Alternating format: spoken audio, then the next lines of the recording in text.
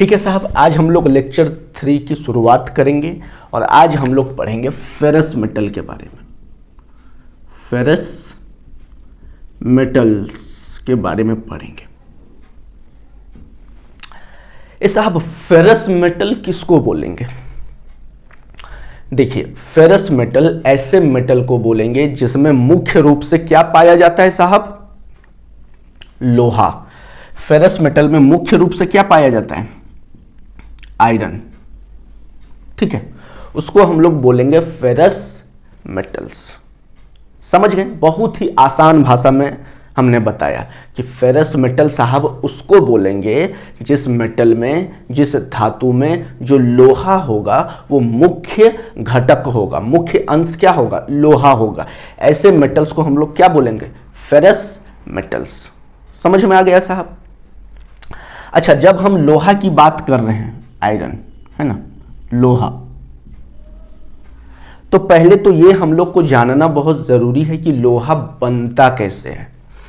अगर इसकी जानकारी आपके पास नहीं है तो फिर साहब आपका जो फाउंडेशनल नॉलेज रहेगा ना वो बहुत कमजोर रहेगा। आप इसके एप्लीकेशंस पढ़ लीजिएगा, कितने तरह का लोहा होता है वो पढ़ लीजिएगा, लेकिन सबसे बेसिक से शुरुआत कीजिए कि लोहा बनता कैसे है साहब। मैं इस पर एक फोटो के माध्यम से एक हमने वीडियो बनाया है, आप उसे प्लेलिस्ट सेक्शन में जाकर देख सकते हैं। हमने बहुत डिटेल में समझाने की कोशिश की है कि लोहा बनता कैसे। ठीक है, फिर भी मैं आपको थोड़ा सा समझा दे रहा हूं यहां पर। देखिए साहब, लोहा बनने की जो प्रक्रिया है वो स्टार्ट होती है इंजीनियर और वैज्ञानिक से।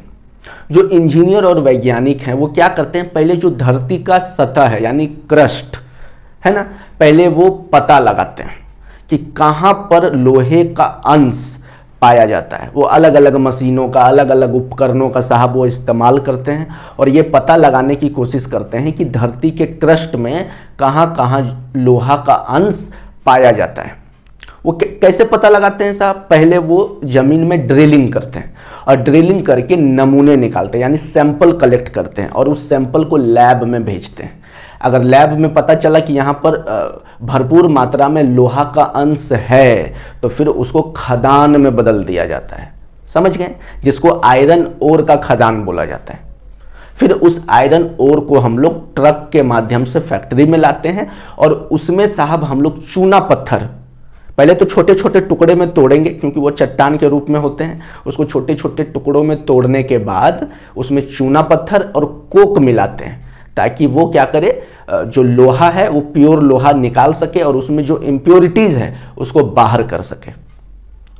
ठीक है साहब, उसके बाद क्या करेंगे? लोहा को फर्नेस में डालकर, पूरे आयरन ओर को फर्नेस में डालते हैं। उसके बाद वहां से हम लोग लोहा को निकालने की प्रक्रिया की शुरुआत करते हैं। ठीक है, उसके बाद क्या होता है? जब लोहा पिघल गया तो जो स्लैग होता है यानी इंप्योरिटीज होता है उसको हम लोग हटा लेते हैं और जो प्योर लोहा होता है जिसको पिग आयरन बोलते हैं, जो गला हुआ जो प्योर लोहा होगा ना साहब उसको हम लोग बोलते हैं pig iron, PIG, pig iron है ना। और फिर पिग आयरन को हम लोग क्या करते हैं? अलग अलग सांचे में ढाल देते हैं और फिर वहां से हम लोग लोहा का जो सिल्ली होता है, लोहा का बड़े बड़े टुकड़े होते हैं, उसको हम लोग बना लेते हैं जिसका नाम बोला जाता है cast iron. Cast iron cast क्यों बोला जाता है? क्योंकि वो लोहा ढलाई के माध्यम से बनता है। लोहा को गला के जिस सांचा में डाल देंगे और ठंडा कर देंगे वो उसी सांचा का रूप ले लेगा, उसी को बोलते हैं कास्ट। आप जब घर बनाते हैं, जो पिलर ढालते हैं ना, छत ढालते हैं, वो भी एक कास्टिंग है साहब। सीमेंट, बालू, गिट्टी का एक घोल बनाते हैं और घोल बनाने के बाद आप सांचा में डाल देते हैं। अब फिर 24 घंटा छोड़ देते हैं और फिर सारे पटरा को अलग कर लीजिएगा। सारे जो आपने मान लीजिए ढलाई में इस्तेमाल किया है प्लाईवुड, तो प्लाईवुड अलग कर लीजिएगा। फिर देखिएगा कि वो उस जो ढांचा में आपने ढाला था, जो सांचा में आपने ढाला था, वो उसका शेप ले लिया। उसी को तो साहब कास्टिंग बोलते हैं, बहुत ही आसान भाषा में। क्या बोलते हैं? कास्टिंग। पानी ले लीजिए, अब पानी को एक दिल वाला एकदम मस्त हार्ट शेप में डाल दीजिए। ठीक है, और फ्रिज से निकालिए और फिर उसको देखिएगा तो जो बर्फ है वो दिल का शेप ले लेगा। बात समझ रहे हो? उसको क्या बोलते हैं? कास्टिंग। और इस प्रक्रिया से बनाए हुए लोहा को हम लोग क्या बोलते हैं साहब? Cast iron. इसका हम बहुत ही डिटेल हमने वीडियो बनाया है, आप एक बार देखिए, वहाँ पर एनिमेटेड वीडियो है, फोटो की माध्यम से हम आपको बहुत ज़्यादा समझाने की कोशिश किया हूँ। देखिए साहब, क्या होता है ना, फोटो जो होता है वो हमारे दिमाग में बहुत ज़्यादा धंसता है। अब फोटो के माध्यम से किसी भी चीज़ को हम लंबे समय तक याद रख सकते हैं। हमने अभी इतना डीलिंग दे दिया, इतना लेक्चर दे दिया, हो सकता है कि आपके दिमाग में आधा भी ना घुसा हो, लेकिन जब आप फोटो को देखेंगे और उसके बाद जब लेक्चर सुनेंगे तो वो चीज़ें बहुत समय तक आपके दिमाग में बस जाती है। जैसे पिक्चर आप देखते हैं ना, अगर 5 साल पहले भी अगर कोई फिल्म आपने देखा है तो उस फिल्म का सीन आपको याद रहता है। क्यों? क्योंकि वो सीन साहब पिक्चर के रूप में है, फोटो के रूप में है, और फोटो के रूप में जो भी चीज़ें होती है वो हमारा दिमाग बहुत समय तक याद रखता है। अगर हम फिल्म की कहानी सुना दूं तो हो सकता है कि आप भूल जाओ, समझ रहे हैं? तो इस तरह से साहब कास्ट आयरन बनाया जाता है। अलग अलग तरह के कास्ट आयरन होते हैं, जैसे आपका ग्रे कास्ट आयरन हो गया, चिल्ड कास्ट आयरन हो गया, है ना, वाइट कास्ट आयरन है, नोड्यूलर कास्ट आयरन है, बहुत सारे कास्ट आयरन होते हैं। अलग अलग तरह के कास्ट आयरन को हम एक 1 बाय 1 पढ़ेंगे, वो क्या होता है, उसका इस्तेमाल कहाँ होता है, कैसे बनता है। ठीक है साहब, पहले आप थ्योरी लिख लीजिए, फेरस मेटल और फेरस मेटल क्या होता है इसकी थ्योरी लिख लीजिए, कास्ट आयरन और टाइप्स ऑफ कास्ट आयरन का आप पहले थ्योरी लिखिए, फिर हम एक एक करके सबको एक्सप्लेन करेंगे। ठीक है साहब।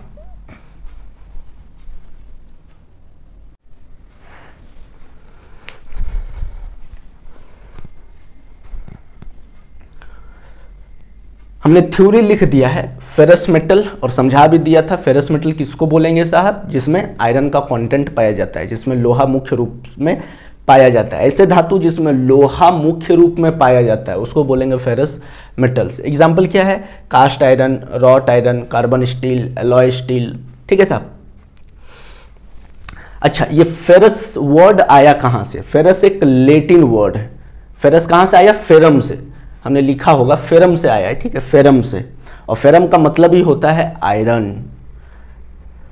और लोहा का इस्तेमाल सबसे ज़्यादा होता है, बहुत सस्ता भी होता है, किलो के भाव से लोहा मिल जाता है ना साहब, बहुत सस्ता होता है और लोहा बहुत आसानी से अवेलेबल है और इसके हम लोग बहुत सारा सामान बना सकते हैं, बहुत सारे टूल्स बना सकते हैं, बहुत अलग अलग जगह पर इंजीनियरिंग एप्लीकेशन में भी बहुत ज़्यादा इस्तेमाल हम लोग लोहा का करते हैं, है ना।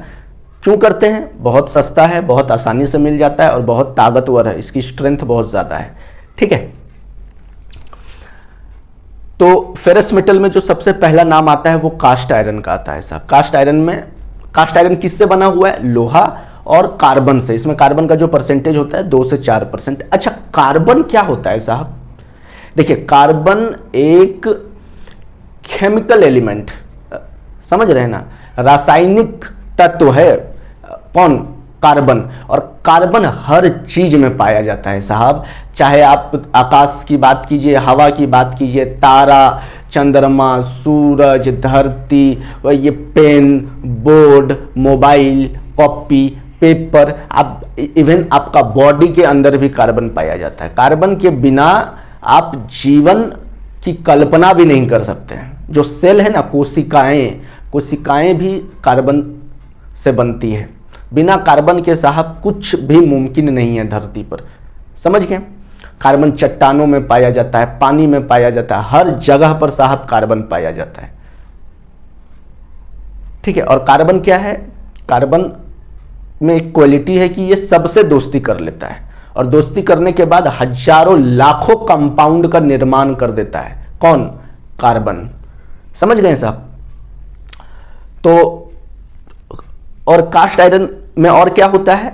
लोहा होता है, कार्बन होता है, इसमें थोड़ा सिलिकॉन भी होता है, थोड़ा मैंगनीज होता है, थोड़ा फास्फोरस होता है, थोड़ा सल्फर होता है। ये सब से मिलकर क्या बना हुआ है? Cast iron. कास्ट क्यों बोला जाता है इसको? क्योंकि इसको गलाकर सांचे में डालकर ठंडा करके और फिर जो लोहा निकलता है ना, तो उसको हम लोग कास्ट आयरन बोलते हैं। तो कास्टिंग एक प्रोसेस है जिसमें हमने बताया अभी थोड़ी देर पहले कि लोहा को गला के उसको सांचा में ढाल के ठंडा करते हैं, फिर जिस सांचा का शेप होगा लोहा उसी शेप का निकलेगा, तो उसी को कास्टिंग बोलते हैं और इसी को कास्ट आयरन भी बोलते हैं।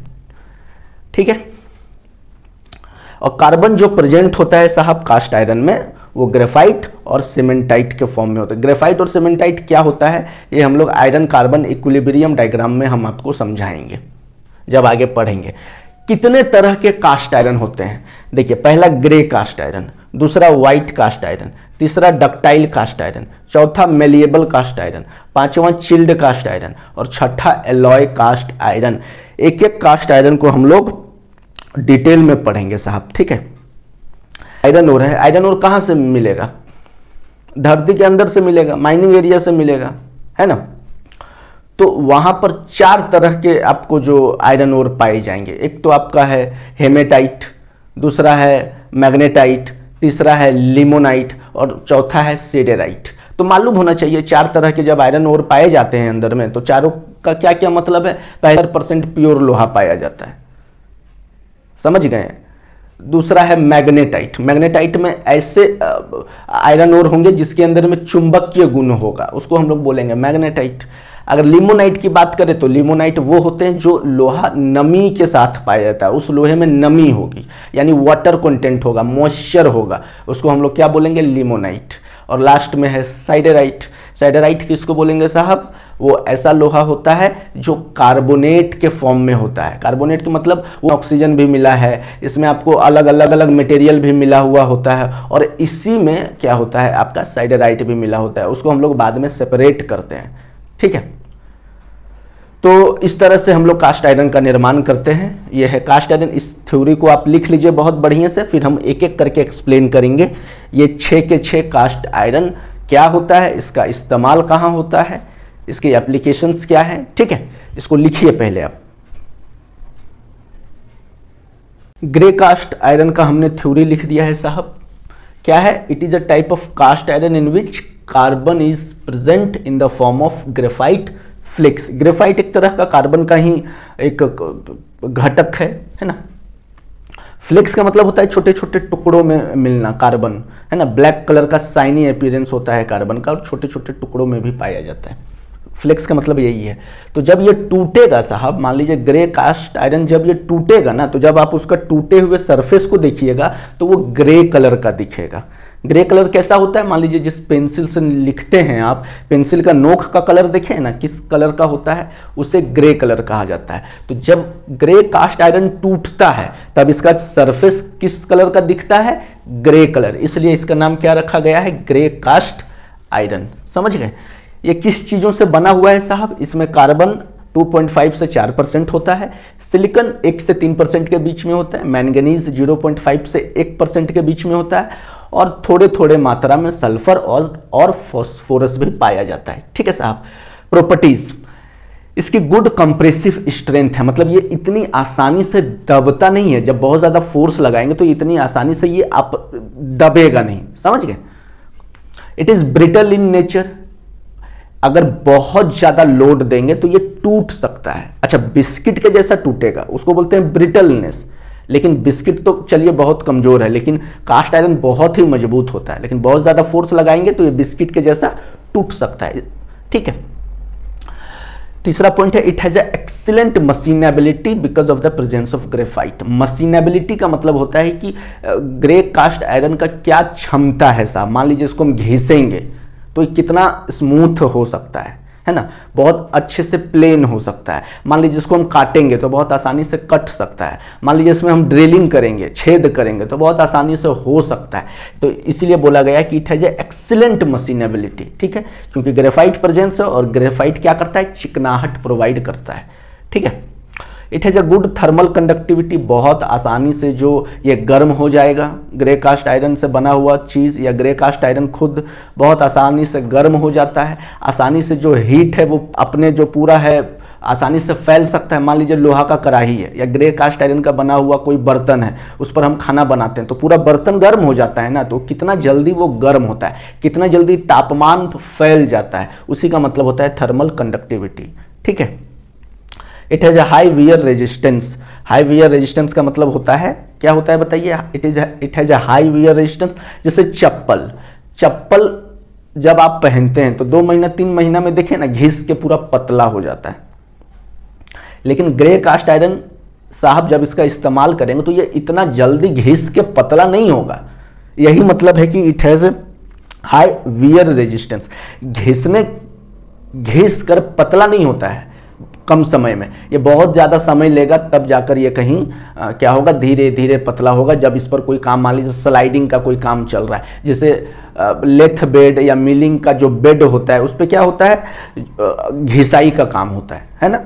मशीन फॉरवर्ड और रिवर्स मूवमेंट करता है बार बार, तो बार बार जब मूव करेगा तो वो घिसना चाहिए लोहा, तो लोहा इतनी आसानी से नहीं घिसता है। इसी का मतलब है it has a high wear resistance. कहाँ इस्तेमाल करते हैं इसका, इंजन का ब्लॉक, इंजन का पूरा जो ढांचा होता है उसका बनाने में इस्तेमाल करेंगे। मशीन टूल बेड बनाने में इस्तेमाल करेंगे, बता रहे थे। टूल बेड यानी लेथ मशीन और मिलिंग मशीन के ऊपर में जो बेड होता है, बड़ा सा बेड होता है जिसके ऊपर हम लोग काम करते हैं, है ना, तो उसका बनाने में इस्तेमाल करते हैं। पाइप्स, लोहा का पाइप बनाने में इस्तेमाल करेंगे। मैनहोल कवर होता है कि बहुत सारा सड़क है, सड़क में देखिएगा गोल के एक ढक्कन लगा होता है लोहा का और नीचे से नाला बना होता है, टनल बना होता है ना। साफ सफाई करना होगा तो इसी मैनहोल कवर को खोल के साफ सफाई करते हैं, तो मैनहोल कवर हो गया।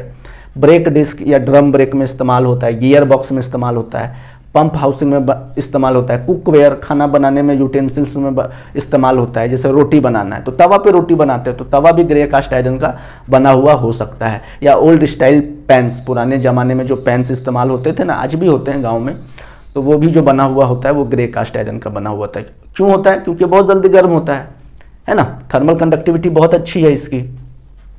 और देखिए तवा में अगर आप रोटी बनाएंगे तो बहुत सालों के बाद तवा पतला होकर उसमें छेद होता है या टूट जाता है। क्यों, क्योंकि उसकी वियर रेजिस्टेंस बहुत अच्छा है, वो इतनी आसानी से घिसता नहीं है। ठीक है साहब, तो ये है हमारा ग्रे कास्ट आयरन का थ्योरी, आप इसे लिख लीजिए। फिर हम लोग पढ़ेंगे व्हाइट कास्ट आयरन। ठीक है साहब, नेक्स्ट है हमारा white cast iron.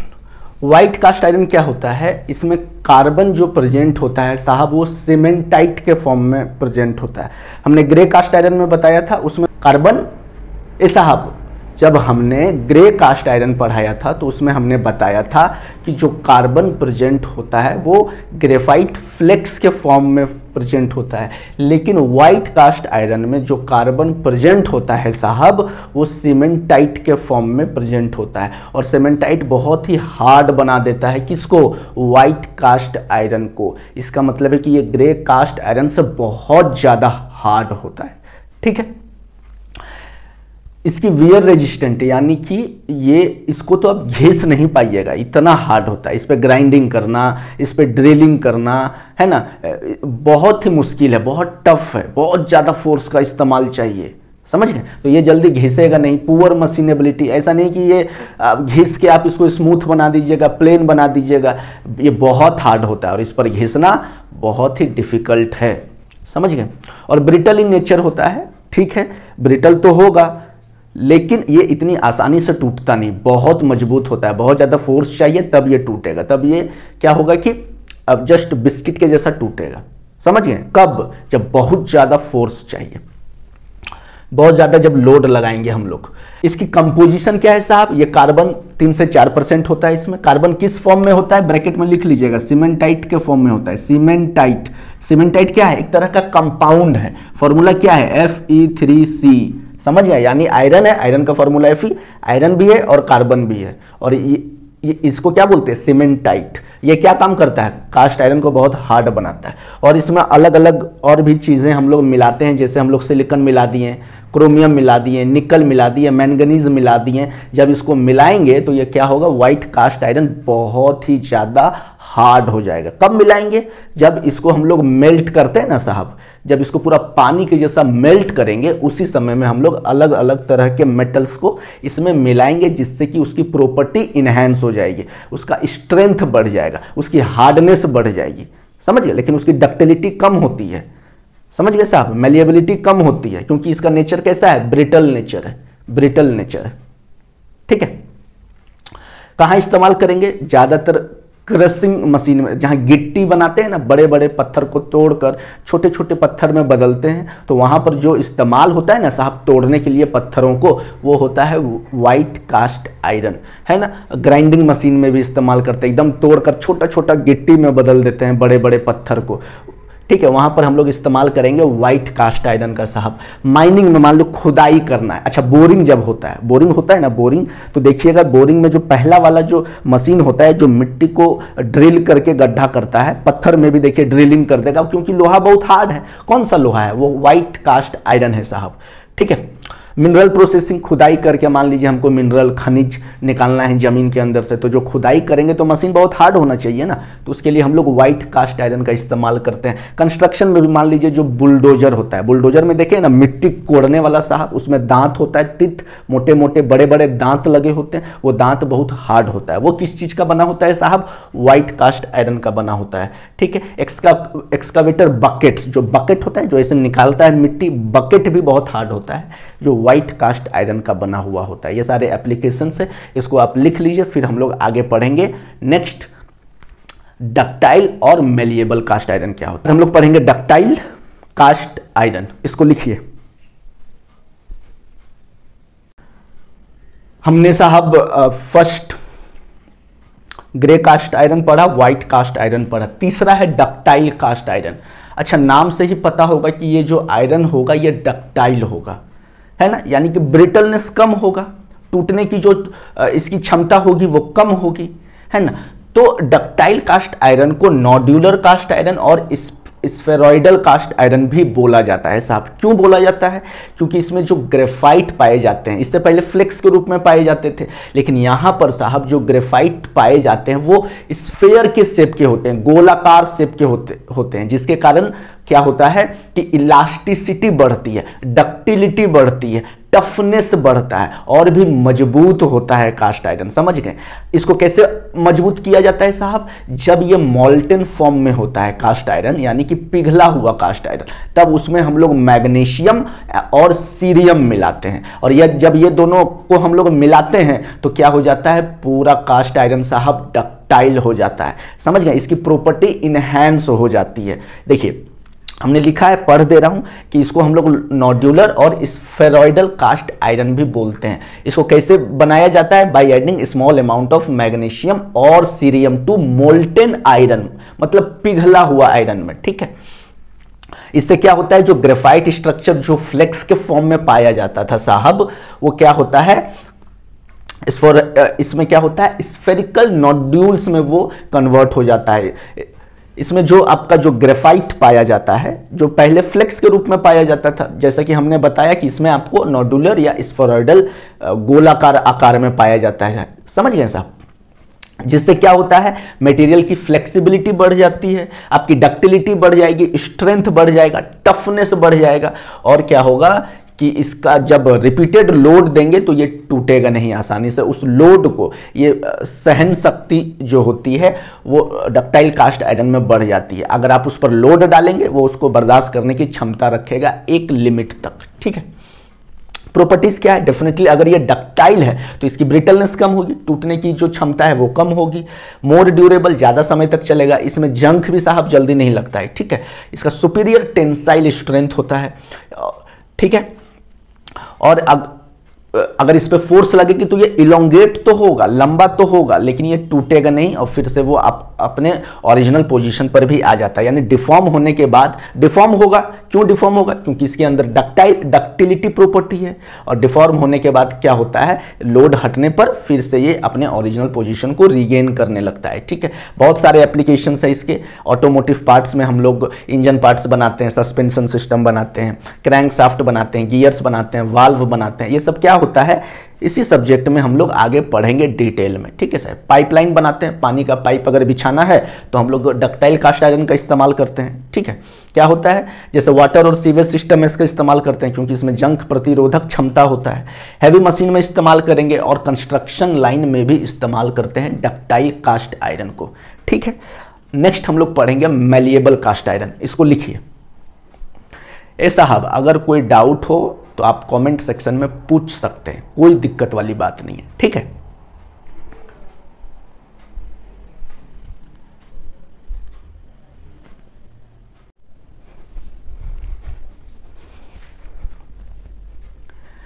Next malleable cast iron. अच्छा, नाम से ही पता चल रहा है कि इसके अंदर भी कहीं ना कहीं प्रॉपर्टी होगी डक्टिलिटी की, मैलिएबिलिटी की, जिससे क्या हो सकता है? ये फैल सकता है लोड पड़ने पर, और लोड हटने पर ये वापस अपने ओरिजिनल शेप में आ सकता है। इसका मतलब है कि इसमें ब्रिटलनेस कम होगी, टूटने की जो क्षमता होगी वो कम होगी, है ना। तो ये बनता कैसे है साहब? मैलिएबल कास्ट आयरन में क्या होता है, देखिए इसमें हीट ट्रीटमेंट प्रोसेस होता है और उसका नाम है एनीलिंग। हमने लिखा है एनीलिंग। एनीलिंग में क्या होता है, आयरन को 900 डिग्री सेल्सियस तापमान पर लंबे समय तक, कई घंटों तक हीटिंग की जाती है। उसके बाद इसको धीरे धीरे धीरे धीरे ठंडा किया जाता है। समझ गए? एनीलिंग में क्या होता है, एक हीट ट्रीटमेंट प्रोसेस है जिसमें हम लोग आयरन को लंबे समय तक हीटिंग करते हैं 900 डिग्री तापमान पर, और फिर इसको हम लोग धीरे धीरे ठंडा करते हैं, है ना। तब जाकर हमको मैलिएबल कास्ट आयरन तैयार होता है। समझ गए? और इसमें जो साहब आपका जो कार्बन पाया जाता है वो किस फॉर्म में पाया जाता है, टेम्पर कार्बन के फॉर्म में पाया जाता है। एक तरह के ग्रेफाइट क्लस्टर्स होते हैं, ग्रेफाइट मिला हुआ रहेगा, उसी को हम लोग क्लस्टर बोलेंगे, और उसको टेम्पर कार्बन बोला जाता है, जिसके कारण क्या होता है, जो कास्ट आयरन है ये बहुत डक्टाइल और बहुत मैलिएबल हो जाता है। समझ गए? इसमें क्या फर्क है, इसमें खास आपको याद रखना है, मैलिएबल कास्ट आयरन में क्या होता है, एनीलिंग हीट ट्रीटमेंट होता है, जिसमें क्या होता है, हम लोग कास्ट आयरन को लंबे समय तक हीटिंग करते हैं 900 डिग्री तापमान पर, फिर धीरे धीरे इसको ठंडा करते हैं। किसको हीट करेंगे, व्हाइट कास्ट आयरन को। साहब याद रखिएगा, मैलिएबल कास्ट आयरन में हम लोग व्हाइट कास्ट आयरन को जो है हम लोग 900 डिग्री तापमान पे लंबे समय तक हीटिंग करते हैं, फिर उसको धीरे धीरे ठंडा करते हैं। ठीक है, तो क्या होगा, इससे डक्टिलिटी बढ़ेगी, टफनेस बढ़ जाती है, और इम्पैक्ट लोड या सडन से जो झटका होता है, बहुत ज़्यादा झटका को सहने की क्षमता बढ़ जाती है ना। और इसका वियर रेजिस्टेंस भी होता है ना। It has a good wear resistance, मतलब आसानी से इसको आप मशीनिंग नहीं कर सकते, स्मूथ नहीं कर सकते, छिल नहीं सकते। ठीक है, एप्लीकेशन क्या है, पाइप फिटिंग में इस्तेमाल करेंगे। बहुत सारे ऑटोमेटिव जो गाड़ियां बनती है उनके अलग अलग पार्ट पुर्जों में बनाने के लिए हम लोग मैलिएबल कास्ट आयरन का इस्तेमाल करते हैं। एग्रीकल्चरल मशीनरी में भी इस्तेमाल करते हैं। आजकल तो फार्मिंग में बहुत सारे मशीन्स आ गए हैं, तो उन मशीनों के बहुत सारे पार्ट्स को बनाने के लिए भी हम लोग मैलिएबल कास्ट आयरन का इस्तेमाल करते हैं। ठीक है, इसके बाद हम लोग पढ़ेंगे चिल्ड कास्ट आयरन। ठीक है साहब, इसको लिख लीजिए।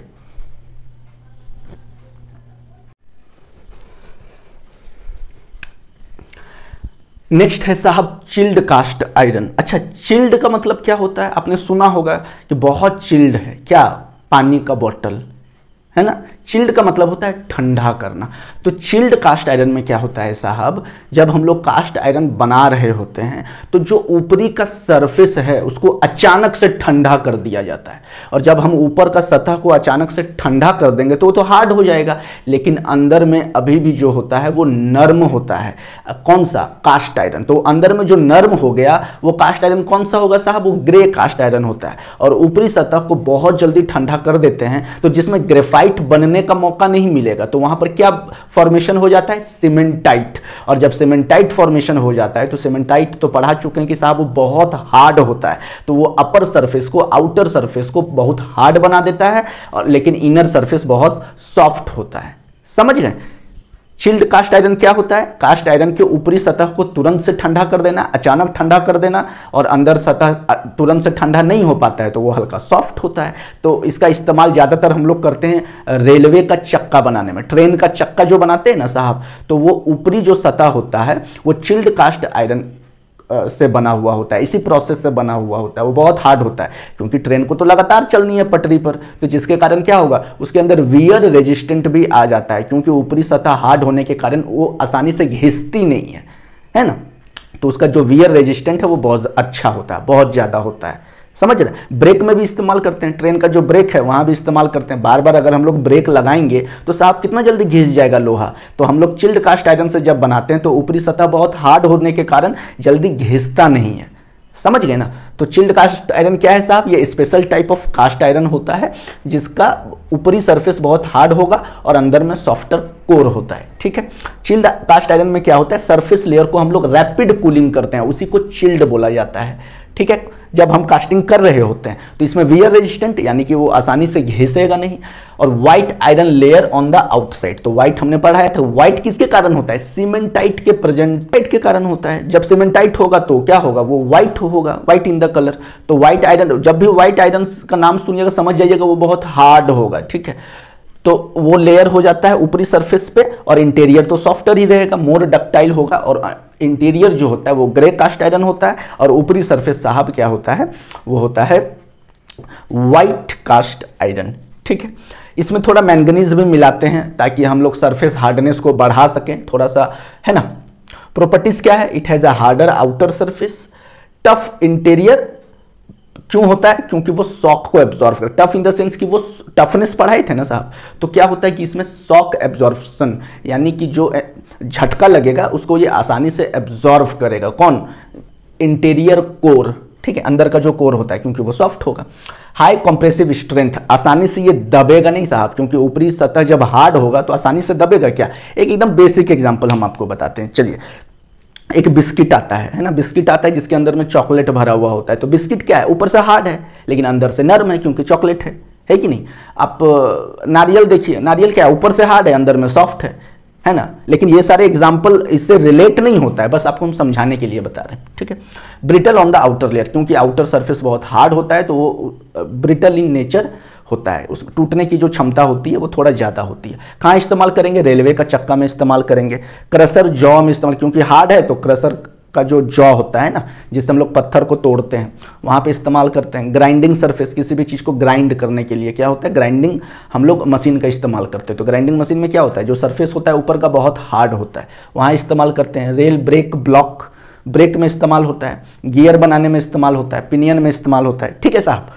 ये है आपका चिल्ड कास्ट आयरन। इसके बाद हम लोग लास्ट पढ़ेंगे एलॉय कास्ट आयरन, इसको लिख लीजिए। टाइप्स ऑफ कास्ट आयरन में लास्ट जो है वो एलॉय कास्ट आयरन है। हमने बताया था कि एलॉय किसको बोलते हैं, जब दो या दो से अधिक मेटल्स को गलाकर आपस में मिला देते हैं ना साहब, तो उसको एलॉय बोलते हैं, ठीक है। तो कास्ट आयरन में क्या होता था, कार्बन होता था, है ना, सिलिकॉन होता था, थोड़ा सल्फर होता था, फास्फोरस होता था, और लोहा तो खैर होता ही होता था कास्ट आयरन में। लेकिन इसके अलावा जब इसको हम एलॉय में कन्वर्ट करेंगे तो इसमें अलग अलग मेटल्स को मिलाते हैं, जैसे निकल, chromium, molybdenum, copper, titanium, vanadium. जब ये सारे मेटल्स को हम लोग कास्ट आयरन में मिलाएंगे ना साहब, तो ये बन जाता है एलॉय कास्ट आयरन, और ये बहुत महंगा हो जाता है। फिर एलॉय कास्ट आयरन बहुत कॉस्टली होता है, क्योंकि इसके बहुत सारे प्रॉपर्टीज जो होते हैं वो इनहेंस हो जाते हैं। इसमें जंक नहीं लगेगा, इसकी ताकत बढ़ जाएगी, इसकी डक्टिलिटी, मैलिएबिलिटी, आप जो बोलिए, हर चीज में सुधार, हर पैरामीटर में सुधार आ जाता है एलॉय कास्ट आयरन में, समझ गए। इसलिए इसमें बहुत ही ज़्यादा हम लोग क्या करेंगे, ये सारे मेटल्स को मिलाएंगे एक सुटेबल प्रोपोर्शन में, जिससे कास्ट आयरन किस में कन्वर्ट हो जाएगा, एलॉय कास्ट आयरन में कन्वर्ट हो जाएगा। निकल क्यों मिलाते हैं, क्योंकि टफनेस बढ़ाएगा, और निकल में जंक नहीं लगता है, कोरोजन रेजिस्टेंस होता है। क्रोमियम क्यों मिलाएंगे, ये हार्डनेस बढ़ाएगा, तो जब हार्डनेस बढ़ेगा तो डेफिनेटली वो जल्दी घिस नहीं पाएगा, तो उसका वियर रेजिस्टेंस बढ़ेगा, और कोरोजन, फिर इसमें जंक नहीं लगेगा, क्रोमियम में भी जंक लगता नहीं है। मोलिब्डेनम का इस्तेमाल करते हैं कि ये बहुत ज़्यादा टेम्परेचर को सहन करेगा, और ये बहुत ज़्यादा टेम्परेचर पे भी अपनी ताकत को बरकरार रखेगा, एलॉय कास्ट आयरन, ठीक है। बहुत ज़्यादा हीट हो गया फिर भी वो अपने शेप को डिफॉर्म नहीं करेगा, समझ गए। कॉपर, कॉपर क्या करता है, देखिए कॉपर में जंक लगता नहीं है, ठीक है, तो ये भी एक कोरोजन रेजिस्टेंस के जैसा काम करता है, जंक लगने नहीं देगा एलॉय कास्ट आयरन में। टाइटेनियम और वेनेडियम क्या करेगा, ये बहुत ज़्यादा ताकत प्रोवाइड करता है, ये एकदम ग्रेन साइज, एकदम छोटे लेवल पर जाके काम करता है, और ये बहुत ज़्यादा स्ट्रेंथ, ताकत को बढ़ा देता है, क्योंकि टाइटेनियम तो ऐसे भी बहुत हार्ड मेटल में काउंट होता है, वेनेडियम भी बहुत हार्ड मेटल में काउंट होता है, ठीक है साहब। प्रॉपर्टीज क्या है, ताकत बढ़ाएगा, हार्डनेस बढ़ाएगा, क्या करेगा, वियर रेजिस्टेंस, बता चुका हूं। घिसाई आसान नहीं है, इतने आसानी से वो घिसेगा नहीं, इतने आसानी से आप उसको काट नहीं पाएंगे, उसमें ड्रिलिंग नहीं कर पाएंगे इतने आसानी से। इंप्रूव्ड वियर रेजिस्टेंस, और इसमें जंक नहीं लगेगा, जंक प्रतिरोधक क्षमता होती है एलॉय कास्ट आयरन में, ठीक है। और बहुत हाई टेम्परेचर को भी ये बहुत आसानी से बियर कर सकता है, समझ गए। बहुत ज़्यादा तापमान में भी ये फेल नहीं होगा, बहुत अच्छे से काम करेगा, जिस किसी के लिए भी हम लोग एलॉय कास्ट आयरन को बनाए हैं, ठीक है। टाइप्स देखिए, nickel cast iron, chromium cast iron, manganese cast iron होता है, ठीक है। ये सब types of alloy cast iron है। कॉपर और टिन एलॉयड कास्ट आयरन, ठीक है साहब। कहाँ इस्तेमाल होता है, इंजन पार्ट्स में इस्तेमाल होता है, सिलेंडर ब्लॉक्स क्रैंक शाफ्ट बनाने में इस्तेमाल होता है। माइनिंग एरिया में जैसे जैसे आप ज़मीन के अंदर जाएंगे ना, तापमान बढ़ता चला जाता है, तो वहाँ पर बहुत अच्छा बहुत हार्ड मटेरियल की ज़रूरत पड़ती है, तो हम लोग एलॉय कास्ट आयरन का भी इस्तेमाल करते हैं, मशीनरी में इस्तेमाल करते हैं, ठीक है। तो this is the last types of cast iron, that is alloy cast iron. और यहाँ पर हम लोग एलॉय कास्ट आयरन का जो टॉपिक है ख़त्म होता है। अब अगले टॉपिक में हम लोग पढ़ेंगे कि इम्प्योरिटीज़ का क्या असर होता है कास्ट आयरन में, क्योंकि कास्ट आयरन में भी बहुत सारे इम्प्योरिटीज़ हैं ना कहीं। वो कौन कौन से इम्प्योरिटीज़ हैं हम लोग पढ़ेंगे। देखिए थोड़ा बहुत सल्फर है, फॉस्फोरस है, मैंगनीज है ना, तो ये सारे इम्प्योरिटीज़ में काउंट हो जाएंगे अगर हम कास्ट आयरन की बात करें। प्योर लोहा तो होता नहीं है ना, तो हम लोग बात करेंगे कि क्या क्या असर पड़ेगा अगर इम्प्योरिटीज़ बहुत ज़्यादा प्रेजेंट होंगे कास्ट आयरन में, ठीक है, इसको लिख लीजिए। ठीक है साहब, नेक्स्ट टॉपिक है हमारा effect of impurities on caste iron, ठीक है। अगर कास्ट आयरन में बहुत सारे इम्प्योरिटीज प्रेजेंट होंगे तो क्या असर पड़ेगा कास्ट आयरन के ऊपर। पहले तो जानिए कि इम्प्योरिटीज कौन कौन से कास्ट आयरन में प्रेजेंट होते हैं। सल्फर, फास्फोरस, मैंगनीज, सिलिकॉन और भी होते हैं, थोड़ा बहुत मात्रा में और भी अलग अलग मेटल्स होते हैं, बट मुख्य रूप से आपका सल्फर, फास्फोरस, मैंगनीज और सिलिकॉन, ये चार मुख्य रूप से इम्प्योरिटीज प्रेजेंट होते हैं किसमें, कास्ट आयरन में। तो जब सल्फर प्रेजेंट होगा तो ये क्या करेगा कास्ट आयरन में साहब, सल्फर क्या करता है साहब, सल्फर आयरन के साथ मिलकर ये आयरन सल्फाइड बनाता है, और आयरन सल्फाइड क्या करता है, पूरे कास्ट आयरन को कमजोर बना देता है और इसकी ब्रिटलनेस को बढ़ा देता है, टूटने की जो क्षमता है वो बढ़ा देता है। समझ गए सल्फर का क्या काम है। फास्फोरस का क्या काम है साहब, फास्फोरस कैसे कास्ट आयरन को आघात पहुंचाता है। देखिए ये क्या करता है, फास्फोरस जब कास्ट आयरन में होगा ना तो इसकी जो फ्लो होती है, जब ये मोल्टेन मेटल में कन्वर्ट होता है कास्ट आयरन पिघल कर, तो इसकी फ्लूइडिटी बढ़ जाती है, यानी ये आसानी से क्या होता है, बह सकता है। और जब आसानी से बह सकता है तो हम लोग तो एक तो चलिए बेनिफिट है कि इसको हम किसी भी सांचा में ढालेंगे, चाहे वो बहुत ही छोटा कॉम्प्लेक्स इंट्रिकेट शेप क्यों ना हो, बहुत ही कॉम्प्लेक्स क्यों ना हो, अगर उस सांचे में भी हम लोग कास्ट आयरन को पिघला कर ढालेंगे तो वो उसका शेप ले लेगा। चलिए ये प्लस पॉइंट है, लेकिन नेगेटिव पॉइंट क्या होता है साहब, अगर एक्सेस फ्लूइडिटी होगा, एक्सेस फास्फोरस होगा, तो अगेन ये क्या करेगा, कास्ट आयरन के ब्रिटलनेस को बढ़ा देगा, टूटने की जो क्षमता है वो बढ़ा देगा। समझिए, तो फास्फोरस का काम क्या है, it increases the fluidity of the molten cast iron making it easier to cast intricate shape, but excess phosphorus makes cast iron very brittle. समझ में आ गया। तीसरा है मैंगनीज। मैंगनीज क्या करता है साहब, ये आयरन के साथ मिलकर मैंगनीज सल्फाइड बनाता है, मैंगनीज सल्फाइड। तो इससे क्या होगा, सीमेंटाइट का फॉर्मेशन बढ़ जाता है, और हम पहले भी बता चुके हैं कि सीमेंटाइट क्या करता है, कास्ट आयरन को बहुत हार्ड बना देता है। और अगर कोई भी इम्प्योरिटीज अगर कास्ट आयरन को हार्ड बना देगा तो साहब उसकी ब्रिटलनेस बढ़ जाती है। अच्छा एक चीज कॉमन देखिए, ब्रिटल प्रॉपर्टी को ये सारे इम्प्योरिटीज बढ़ाता है, हमको ब्रिटलनेस को कम करना होता है साहब, है ना, उसकी डक्टिलिटी बढ़ानी होती है, उसकी मैलिएबिलिटी बढ़ानी होती है, उसका टफनेस बढ़ाना होता है, गेटिंग और नॉट। अब ब्रिटलनेस को हम लोग कम करने की कोशिश करते हैं, लेकिन ये सारे इम्प्योरिटीज क्या होता है, कास्ट आयरन की ब्रिटलनेस, टूटने की क्षमता को ही बढ़ाता है ना, जो बिल्कुल भी सही नहीं है। हाँ कहीं कहीं किसी किसी एप्लीकेशन में ठीक है, लेकिन हम लोग को ज़्यादातर जो इंजीनियरिंग में इस्तेमाल करते हैं साहब, वो ductile cast iron, malleable cast iron, आपका जो है चिल्ड कास्ट आयरन का इस्तेमाल करते हैं, ठीक है। एलॉय कास्ट आयरन का तो बहुत ज़्यादा इस्तेमाल होता है, कॉस्टली भी होता है। तो यह क्या करेगा, सीमेंटाइट फॉर्मेशन को बढ़ावा देता है, जिसके कारण हार्डनेस बढ़ेगा और वियर रेजिस्टेंस घट जाएगा, ठीक है। तो एक्सेस मैंगनीज क्या करेगा, कास्ट आयरन को साहब ब्रिटल बना देगा। और लास्ट है सिलिकॉन। सिलिकॉन क्या करता है, देखिए ये सबसे इंपॉर्टेंट इंप्योरिटी है कास्ट आयरन का। ये क्या करता है, ग्रेफाइट के प्रोमोशन को बढ़ाता है। ये ग्रेफाइट अगर बढ़ जाएगा, मान लीजिए सिलिकॉन का मात्रा कम है, देखिए अगर मान लीजिए कि सिलिकॉन का मात्रा कम नहीं, सॉरी, अगर मान लीजिए कि सिलिकॉन का मात्रा बहुत ज़्यादा है कास्ट आयरन में, तो वो क्या करेगा साहब, वो कास्ट आयरन को स्मूथ बनाएगा, और जब स्मूथ होगा तो उसकी मशीनेबिलिटी बढ़ जाएगी, वो आराम से उसके ऊपर घिसाई कर सकते हैं, उसको स्मूथ बना सकते हैं, ठीक है। तो एक्सेस सिलिकॉन क्या करता है, कास्ट आयरन की मशीनेबिलिटी को बढ़ा देता है, ठीक है। और जो अगर उस कास्ट आयरन में सिलिकॉन का मात्रा कम प्रेजेंट होगा तो क्या करेगा, ये सीमेंटाइट के फॉर्मेशन को बढ़ाता है। और अगर किसी भी मेटल में, स्पेशली कास्ट आयरन में, अगर सीमेंटाइट बढ़ जाता है तो पहले भी बता चुका हूं कि उसकी हार्डनेस बढ़ जाती है, और अगर हार्डनेस बढ़ जाएगी तो फिर उसकी वियर रेजिस्टेंट भी बढ़ जाता है, आसानी से घिसाई नहीं होगी उसमें। और अगेन वो क्या करता है कि कास्ट आयरन को बहुत ही हार्ड बनाता है, और हार्ड होगा तो ब्रिटलनेस प्रॉपर्टी बढ़ जाएगी। तो एक चीज़ आप देखिए कि जो भी इम्प्योरिटीज़ हैं, इसका यही कंक्लूजन निकलता है कि जितने भी इम्प्योरिटीज़ प्रेजेंट होते हैं कास्ट आयरन में, ये कहीं ना कहीं साहब ब्रिटलनेस को बढ़ाता है ना, टूटने की प्रक्रिया को बढ़ाता है, आसानी से ये टूट जाएगा। गेटिंग और नो? तो इसी को तो हमको कम करना है, ब्रिटलनेस प्रॉपर्टी को हमको कम करना है, समझ गए? तो ये सारे इम्प्योरिटीज़ पाए जाते हैं कास्ट आयरन में, इसको आप लिख लीजिए। इस टॉपिक को यहाँ पर हम ख़त्म करते हैं, फिर हम आपके साथ मिलेंगे किसी नए टॉपिक के साथ अगले वीडियो में, अगले लेक्चर में। जय हिंद।